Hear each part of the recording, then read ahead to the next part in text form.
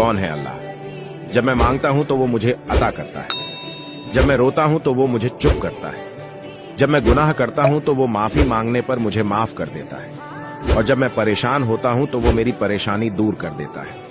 जब मैं दुआ करता हूं तो वो मेरी दुआ कबूल करता है। जब मैं कहता हूं अल्लाह तो वो फरमाता है मैं यही हूं मेरे बंदे। अल्लाह ने नमाज पढ़ने का हुक्म दिया है कुरान शरीफ में। फिर भी मुझसे नमाज छूट जाती है, लेकिन फिर भी मुझे वो पेट भरकर खाना खिलाता है। मैं उसकी नाफरमानी करता हूं, फिर भी मुझे वो सजा नहीं देता। वो मेरे सारे ऐबों को छुपा के रखता है। अल्लाह तो वो है जो मेरे बगैर मेरे हाल को जान लेता है। अल्लाह वो है जो हर चीज पे कुदरत रखता है। अल्लाह वो है जो नामुमकिन को मुमकिन कर देता है। अल्लाह वो है जो अपने बंदों को कभी रुस्वा नहीं करता है। चलो फिर मोहब्बत के साथ कमेंट में कलमा पढ़ते हैं और गवाही देते हैं अल्लाह के सिवा कोई इबादत के लायक नहीं और मोहम्मद